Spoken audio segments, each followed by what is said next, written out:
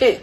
आज की बातें बड़ी सख्त है, लेकिन हकीकत यह है कि आजकल हमारे मुआशरे में औरतों के साथ जानवरों जैसे सलूक किया जाता है, उनके हुकूक को पामाल किया जाता है, घर का सारा काम उन्हीं से लिया जाता है, फिर जलील भी उनको किया जाता है। मेरे भाई, ये इंसानियत नहीं है, ये जुल्म है। इसलिए मैं हमेशा हर जुमे में एक बात आपसे जरूर कहा करता हूं कि औरतों का तबका ये बड़ा मजलूम तबका है। औरतों का तबका ये बड़ा मजलूम तबका है कि आप घर के सारे काम उन्हीं से कराते हैं, फिर जलील भी उनको करते हैं। भाइयों के सामने आप उनको जलील करते हैं, माँ बाप के सामने आप उनको जलील करते हैं, बहनों के सामने आप उनको जलील करते हैं, रिश्तेदारों के सामने आप उनको जलील करते हैं, पड़ोसियों के सामने आप उनको जलील करते हैं। मेरे भाई, ये इंसानियत नहीं है, ये जुल्म है, ये ज्यादती है।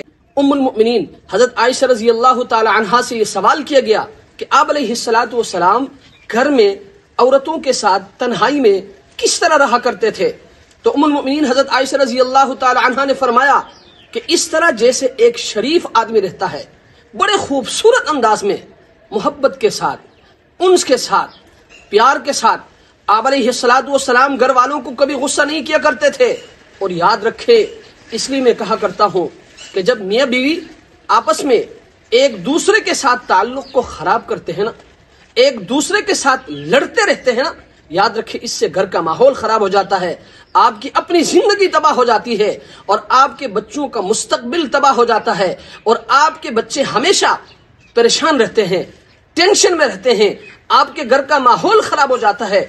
इसलिए मैं आपसे गुजारिश करूंगा कि अगर आप चाहते हैं ना कि आपके घर का माहौल अच्छा हो, आपके बच्चों की जिंदगी अच्छी हो, आपके बच्चों का मुस्तकबिल अच्छा हो, तो आपने घर वाली के साथ बनाकर रहना होगा, उनके साथ मोहब्बत के साथ पेश आना होगा, प्यार के साथ पेश आना होगा, उल्फत के साथ पेश आना होगा।